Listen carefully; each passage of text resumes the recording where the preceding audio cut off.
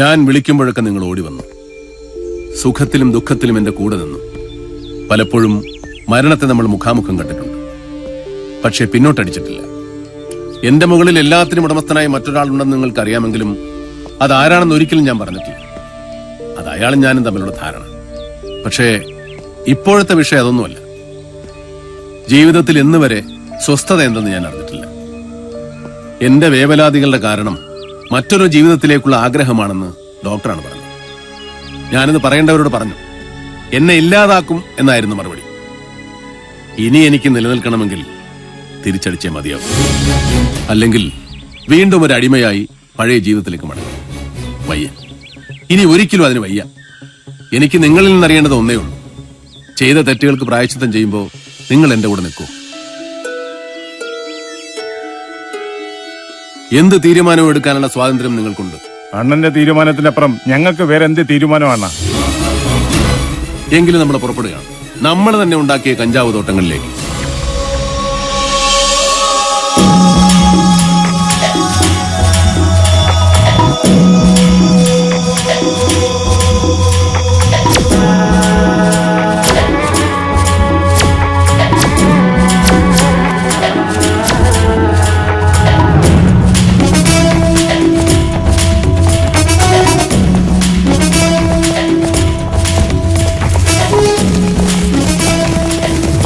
Mister Bhargavan, ഇനി നിങ്ങൾ രക്ഷപ്പെടാമെന്ന് വിചാരിക്കണ്ട. ഒരു ഭരണക്രമത്തെ മുഴുവൻ ധിക്കരിച്ചുകൊണ്ട് കാലങ്ങളായി നിങ്ങൾ രാജ്യദ്രോഹം ചെയ്യുകയാണ്. ഇനി അത് അനുവദിക്കില്ല. നിങ്ങളുടെ തോട്ടങ്ങൾ എവിടെയൊക്കെയാണ് ഉള്ളതെന്ന് കാണിച്ചു തന്നാൽ എല്ലാം സമാധാനപരമായി അവസാനിപ്പിക്കാം. മിസ്റ്റർ വിനോദ്, ഞാൻ ഫോൺ ചെയ്ത് പറഞ്ഞു. ഡോക്ടർ ശാന്താറാം നേരിട്ട് നിങ്ങളോട് പറഞ്ഞു. ഞാൻ തോട്ടങ്ങൾ ഉണ്ടാക്കിയിട്ടുണ്ട്. അയാൾക്ക് വേണ്ടി, തൊട്ടടുത്ത് നിൽക്കുന്ന നിങ്ങളുടെ മേലുദ്യോഗസ്ഥന് വേണ്ടി. ഞാൻ എതിരായപ്പോ ഊരിവെച്ച കാക്കിക്കുപ്പായം വീണ്ടും എടുത്തിട്ട് എല്ലാവരെയും ചതിക്കുകയാണ് അയാൾ. അയാളുടെ തോട്ടങ്ങൾ നശിപ്പിക്കാനാണ് ഞാൻ വന്നത്. ഭാർഗവ, താൻ ഇതും ഇതിനപ്പുറവും പറഞ്ഞ് രക്ഷപ്പെടാൻ പഴുതുണ്ടാക്കാൻ ശ്രമിക്കുമെന്ന് എല്ലാവരോടും പറഞ്ഞിട്ട് തന്നെയാണ് ഞാൻ പുറപ്പെട്ടത്. അനധികൃതമായി വനത്തിൽ കടന്നവരെ അറസ്റ്റ് ചെയ്യാൻ ഫോറസ്റ്റ് ഉദ്യോഗസ്ഥരും ഞങ്ങളോടൊപ്പം ഉണ്ട്. തന്റെ കോടികൾ കത്തിച്ചു കളയുമെന്ന് പ്രതിജ്ഞ എടുത്തിട്ടാണോ ഞാൻ പുറപ്പെട്ടത്? മുന്നോട്ട് വെച്ചേക്കാൾ പിന്നോട്ട് വെക്കില്ല. അടാ,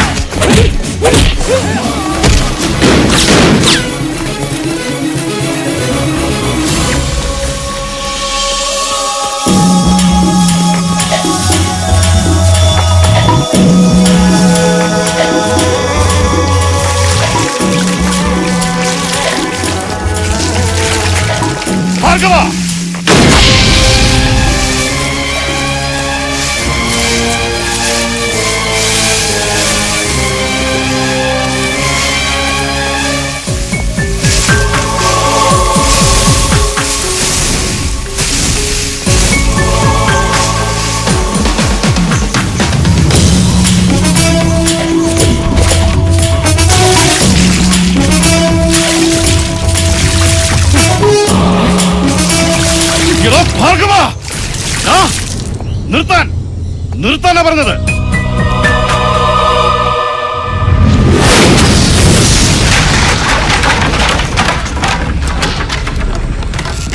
ഭാർഗവ, രക്ഷപ്പെടാൻ ശ്രമിക്കേണ്ട ഭാർഗവ, രക്ഷപ്പെടില്ല.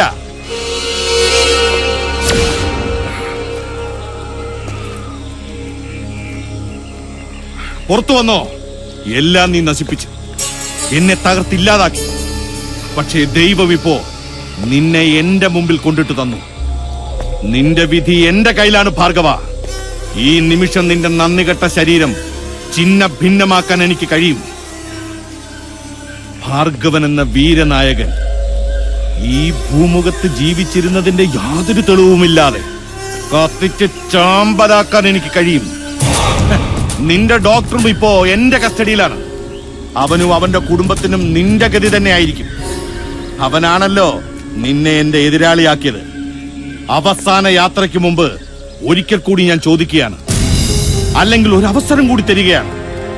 എനിക്ക് നഷ്ടപ്പെട്ടതെല്ലാം വീണ്ടെടുത്ത് തരാൻ നിനക്ക് കഴിയും എങ്കിൽ ഞാൻ എല്ലാം മറക്കും, പൊറുക്കും. ജോസഫ് മാത്യുവിനെ വകവരുത്തിയത് ഞാനാണെങ്കിലും സംശയങ്ങൾ നീളുന്നത് നിന്റെ നേരെയാണ്. നിന്നെ ഞാൻ കുറ്റവിമുക്തനാക്കും. എനിക്കതിന് കഴിയും. പറയൂ ഭാർഗവ, വിശ്വസ്തനായി പഴയ ഭാർഗവനായി എന്റെ കൂടെ നിൽക്കാമോ? പറയൂ, നിനക്ക് എന്റെ കൂടെ നിൽക്കാമോ?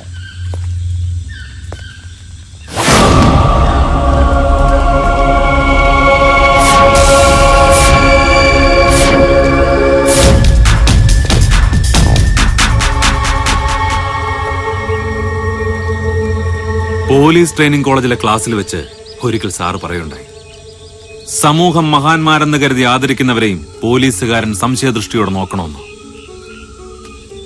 ആ പാഠം മനസ്സിലുണ്ടായിരുന്നതുകൊണ്ട് ഇതിത്ര എളുപ്പമായി. ഭാർഗവന്റെ സഹായത്താൽ ചെറിയൊരു പരീക്ഷണം.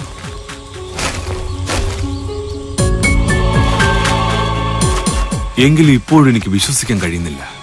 മനസ്സിൽ സൂക്ഷിച്ച വിഗ്രഹം മണ്ണിൽ വീണുടയുമെന്ന് കരുതിയില്ല.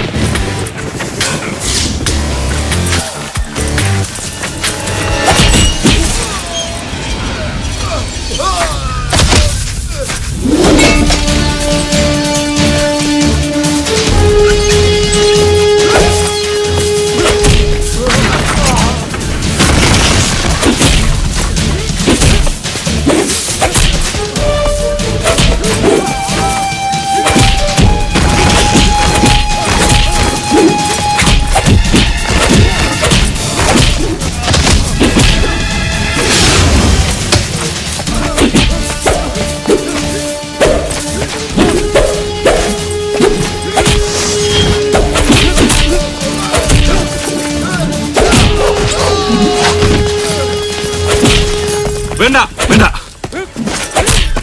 അവർ തമ്മിലുള്ള കണക്ക് അവർ തമ്മിൽ തന്നെ തീർക്കട്ടെ. ആ യൂണിഫോമിന്റെ നിറം മാത്രമേ നമ്മുടേതുമായി സാമ്യമുള്ളൂ. അതിനകത്തുള്ളത് നിയമപാലകനല്ല, തോംസകനാ. തോംസകൻ.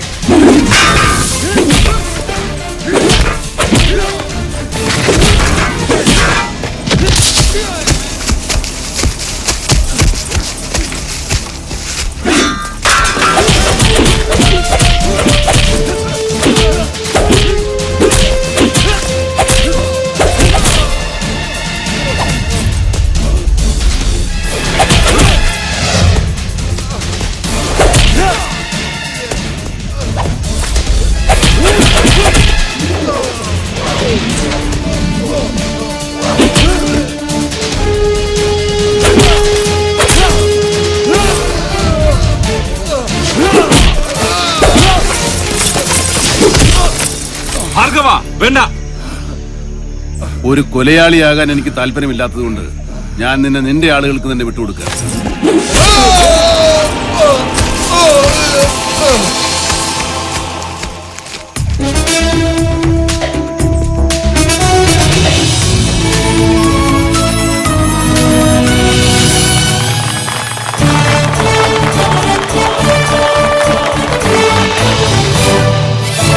എനിക്കിങ്ങനെ ഒരു യാത്രയപ്പ് തന്നതിന് മെഡിക്കൽ അസോസിയേഷൻ ഭാരവാഹികളോടും കുടുംബാംഗങ്ങളോടും ഞാൻ നന്ദി പറയുകയാണ്.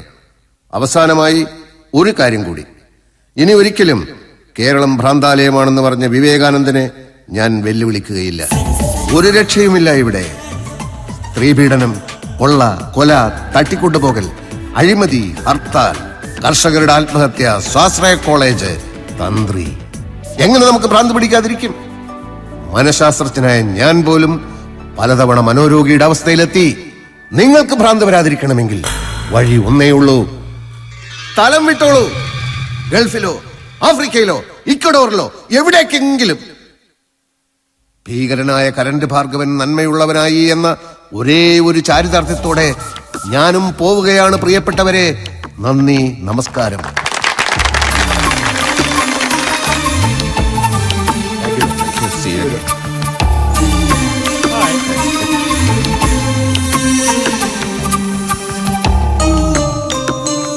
ഡോക്ടറെ,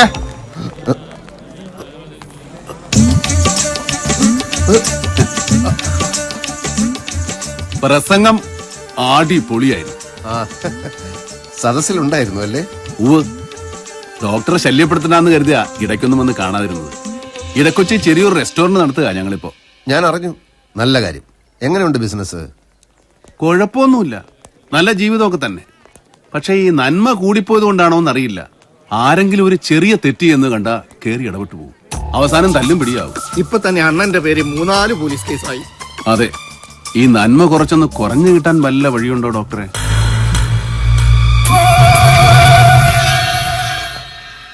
ഡോക്ടറെ, ഡോക്ടറെ, ഡോക്ടറെ പ്ലീസ്, ഡോക്ടറെ.